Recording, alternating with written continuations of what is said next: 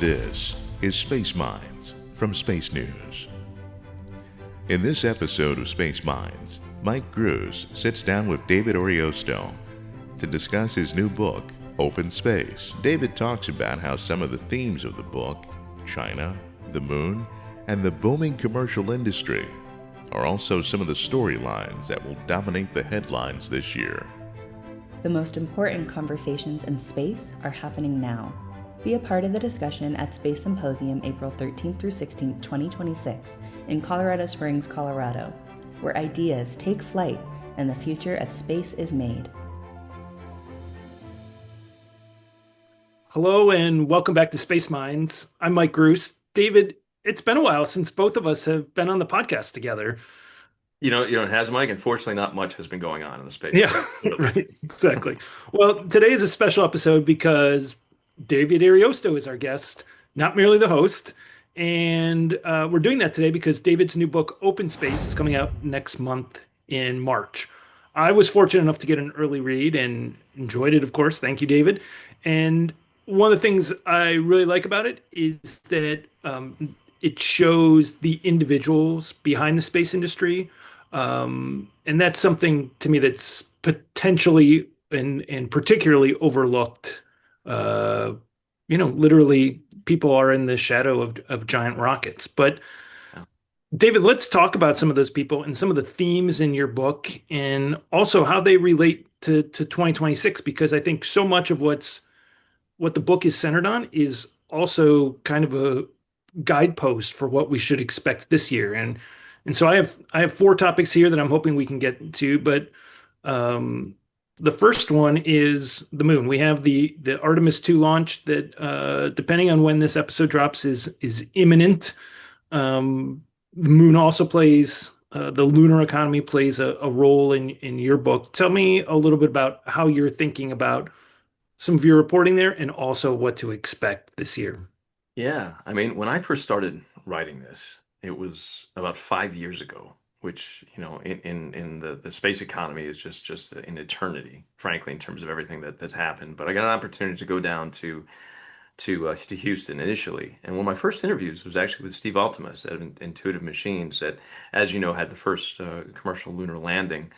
And that program, part of the CLIPS program, was sort of meant to lay a lot of the infrastructure for what Artemis would later rely upon. And so it's the idea of bringing forth a degree of sustainable infrastructure, telecoms, even mining operations, and just sort of like the initial foray into the lunar south, which is, I often say this with people, like this is not a repeat of Apollo. Those equatorial regions that were sun facing. I mean, this is such a dramatically more difficult place to land in terms of those wide temperature swings and communications problems and lack of visibility. But the reason that they went there, Intuitive Machines, and the Artemis team is going there, in addition to their Chinese counterparts, is because of the promise of water, which is, frankly, I mean, if you think about exploration anywhere terrestrially, typically settlements have gone towards fresh water. And so, in this case, this could be potable, used for consumption,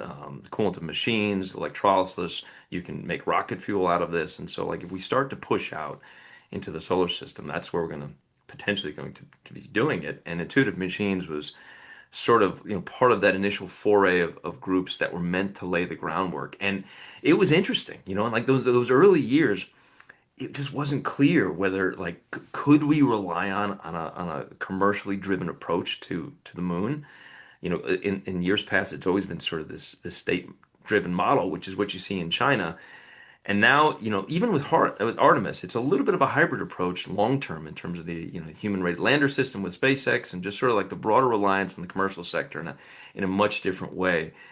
And it was just interesting to kind of be there with the teams who were struggling with, budgets that weren't the same, and, competition and questions about viability. And, if this launch doesn't work, will we even exist as a company?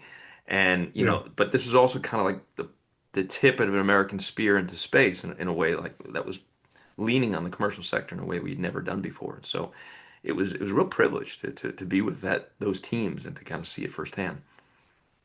I think one thing that's changed so much just in the conversations even that you and I have had about the moon in the last couple of years in the lunar economy is that, we've heard from folks in industry who have said, I've been laughed out of rooms. Yeah. When I said I wanted to go to the moon or I wanted to explore the moon, I was considered a joke or people didn't take me seriously. And I think that conversation has shifted incredibly fast. And I think obviously what we're potentially going to see with Artemis 2 is maybe the next evolution of that. Is that kind of how have you seen that evolution, or how have you been tracking that?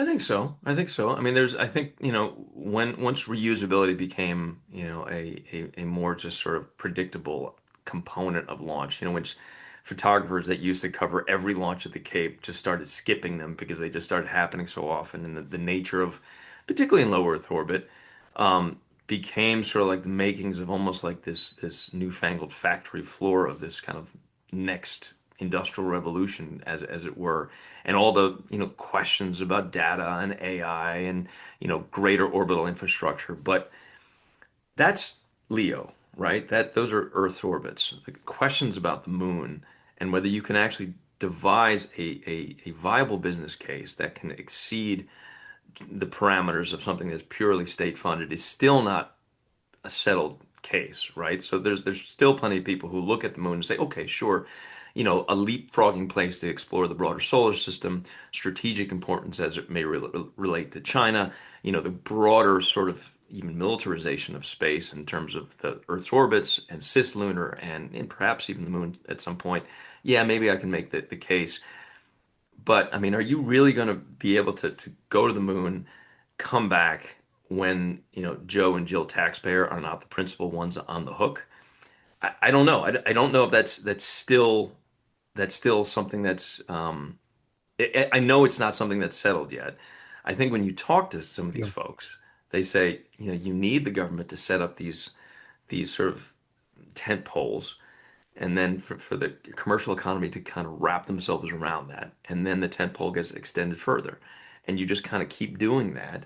And eventually, if there's enough of a oomph and enough of a, commercial interest in terms of what you can bring back, helium-3 is a real interesting case. A lot of, I don't want to say controversy, but debate about whether that's viable. Forget about fusion for now, but as a coolant for quantum computers, that's an interesting case.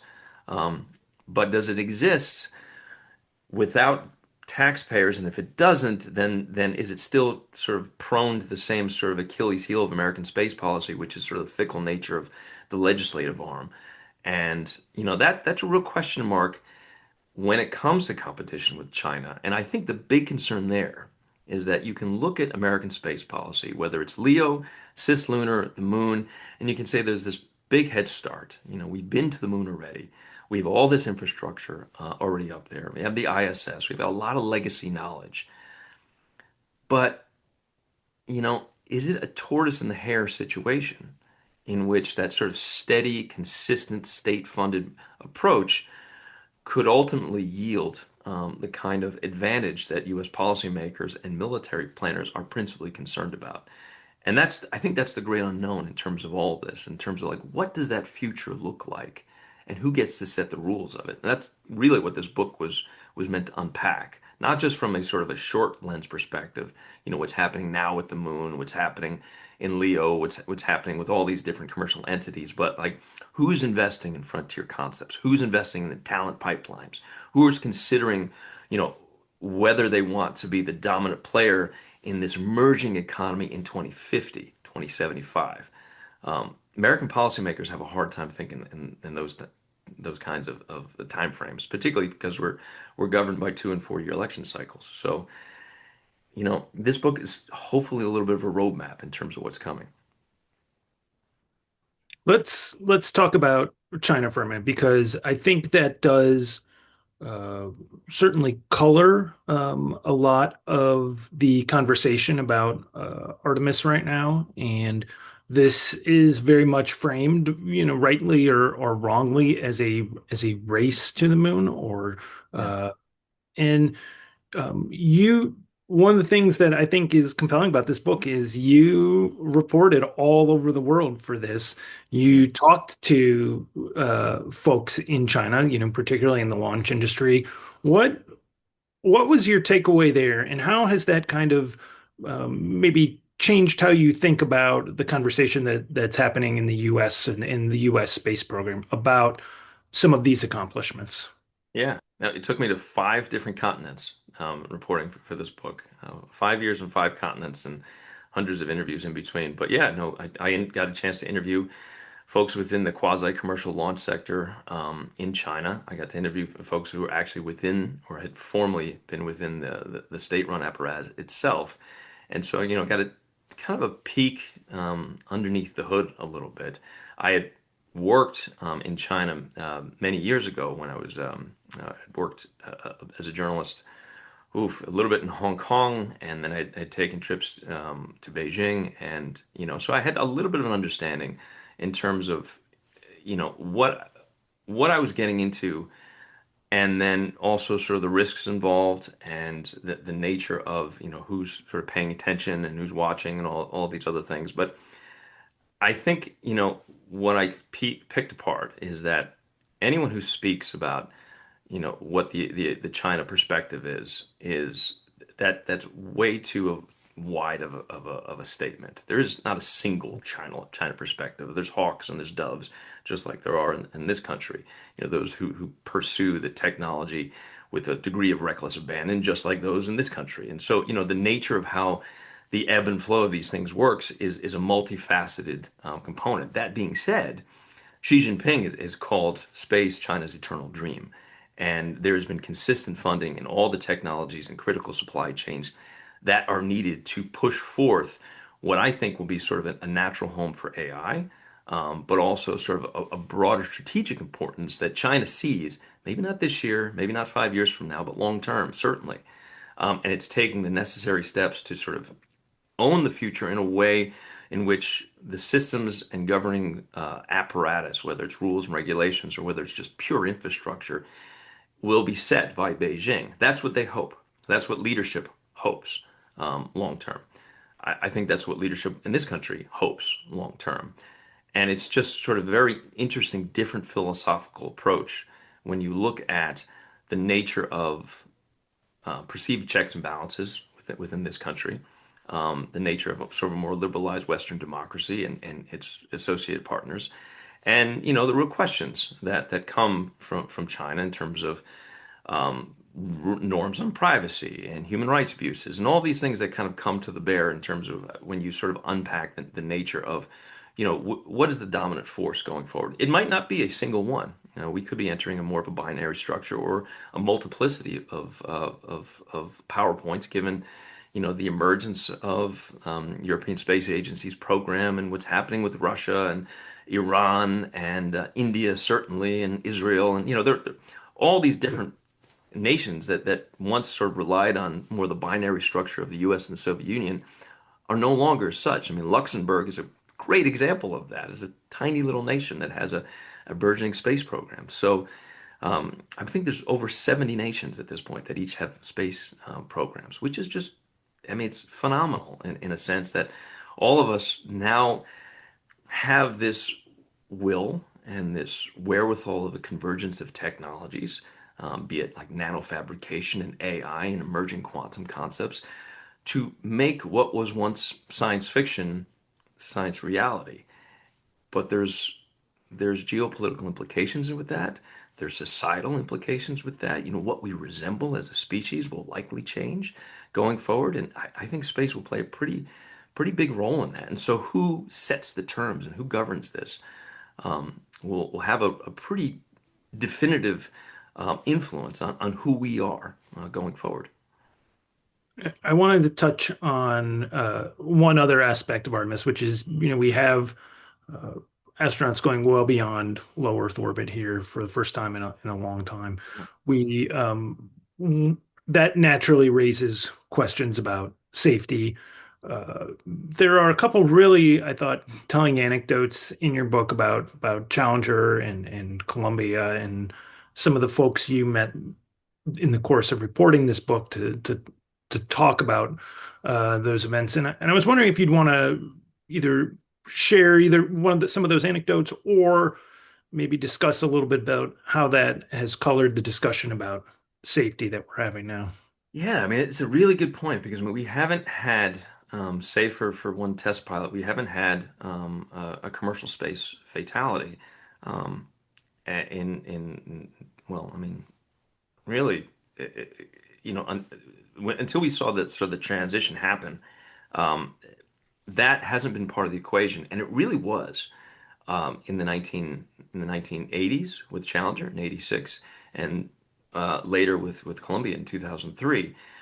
And I think when you think about this thing in terms of the momentum that the space industry has, um, it's doing this without that test. Because after Columbia specifically, there were major changes to the space program that ultimately culminated with the retirement of the shuttle program. And there was a reliance on the Russian Soyuz until later, with SpaceX, that we started to sort of develop homegrown capacities to get to the ISS. If there is another fatality in space, how regulators will respond, how the commercial industry will respond. I mean, you can make the argument that there's so much momentum now in terms of LEO and the promise it holds in terms of orbital infrastructure and mechanics and AI and all these other things that might continue on uninterrupted. But a lot of these things are still taxpayer funded, as we talked about earlier. So, the pressures of where those big contracts often come from, are still there. They've just sort of migrated in a different way, in a different apparatus. One of the people that I interviewed was a lead propulsion engineer by the name of Rob Moorhead at Intuitive Machines, and he was working on the different sort of Methalox style engines for the OD Nova C lander. And Methalox is a methane-based fuel source, and it's not something that we've used all that much.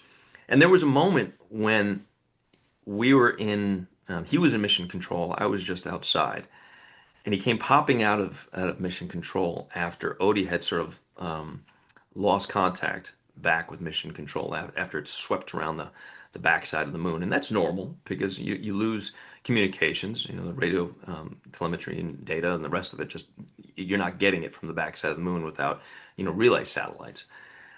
But he was also in Houston during the Columbia disaster and was waiting on that information to come back when that shuttle was coming back. And he was telling me that, I hope he doesn't mind me sort of retelling this over this podcast, but he was telling me that, just remembering like those moments of waiting for the signal to come back when you have a craft that's kind of dipped out of comms. When you have that experience, when human beings are on board, because Odie was just a robotic lander. If it didn't Right. work, the consequences would be quite big for the company, but nobody would have died. Columbia was a different story. And I think, some of these folks they're running space companies come from backgrounds that might be in tech or software, but some of them, like Rob or like Steve Altemus, who was at the Johnson Space Center, have direct experience and they know the stakes involved when you start putting human beings up. And when it comes to Artemis, I mean, that's the real worry. Like, if something goes wrong there, it's not a question merely of no, we're falling behind in China or the technology didn't work or back to the drawing board. These are human beings up there, and they're brave and they're doing things that we all think is important. But gosh, the stakes are so much higher. I want to go back to something you just said, David, which was this momentum that we're seeing from the commercial industry. This is a theme in your book. You talk to so many folks who are working in the space business right now. How do you think that the success that the industry has had, maybe the last couple of years, how does that momentum continue throughout 2026? What are you expecting to see? And maybe what are some examples of things in the book of examples of that in the book that you think point to that success? Yeah, I mean, I think it will continue. I think it will be an uneven success, however. Just because you jump into the space industry doesn't mean that you're going to be rolling it in. The nature of Golden Dome, this sort of somewhat ill-defined missile defense shield, in which it has all these different components when it comes to sensor fusion and missile detection and tracking and surveillance and all these other aspects that don't only have military significance but have environmental concerns in terms of tracking deforestation in the rainforest or identifying drug smuggling patterns. And, these things aren't necessarily purely kinetic. Um, but, I think.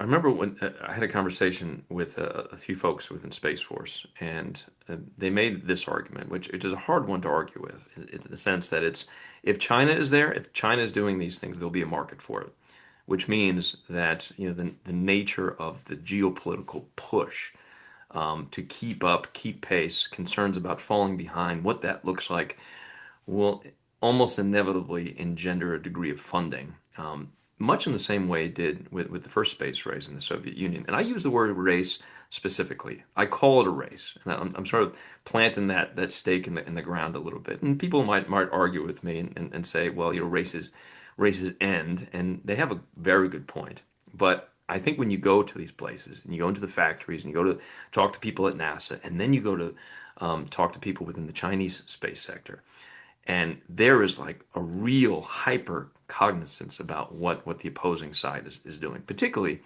from the Chinese side when it relates to Elon Musk. And you'll see that with a lot of some of the new Long March rockets that are coming online that have remarkable similarities to things like the Falcon 9 and even Starship. They are not only paying attention, not only because it makes sense with regard to good practices, not only because the liberal use of IP has been something that Chinese technologists are quite known for. Although I will say that there's a lot of homegrown technology that's developing within the various factories and laboratories in Beijing and elsewhere that are truly remarkable. But there is this broader sense of mission and purpose coming on both sides, and beyond that, the Indian space sector is very competitive. The Russians have that long legacy in space, and they're continuing to launch. The European Union, European nations recognize the important strategic and both strategic and economic interests of space. I mean, it's almost undeniable in terms of the nature of the advantages one gleans by having the machines and situational awareness of operating on orbit. And there's a primacy to being first. And I think that's where a lot of the emphasis with the moon is happening. There's a lot of emphasis in terms of the constellations in Leo and elsewhere are happening. And that will continue to happen provided there is that strategic competition. In some ways, I almost think that humanity needs a viable competitor or rival or someone or something that's driving us to keep pace. I don't know we would do this purely on our own in terms of funding models, just as we saw with the collapse of the Soviet Union. It doesn't always happen in the right ways. And clearly, there is a huge emphasis on military spending, less so on basic science, which I think is a real question mark. That the initial funding towards military, commercial, short-term perspectives certainly efficacious in a 10-year horizon. What does it look like, when the paradigm shifting technologies have only been done in places like Beijing or have been funded, the kind of scientists, when you have, CERN-like projects that are happening in Beijing, and then that sort of magnetic effect that it has toward the world scientists, which is what happened in this country. That was, if you looked at the Manhattan Project, many of those people were not born here. And that kind of system and that kind of emphasis on science has a way of drawing in the best and brightest. And if we don't keep doing that, long term we might yield or we might forego that strategic advantage that America has enjoyed for the better part of 2 centuries. David, thank you. The book is called Open Space. It's available in March. David, tell folks where they'll be able to find it. now. You can find it everywhere. You can buy it on Amazon. We're I mean, it's every major bookstore should be carrying it. We're hoping to be selling this overseas. And also there may be, we're in talks at the moment for a documentary series that's tied to this. So hopefully on multiple media platforms that this book will have some influence. Great. Congratulations. Thanks again for watching. This has been Space Minds.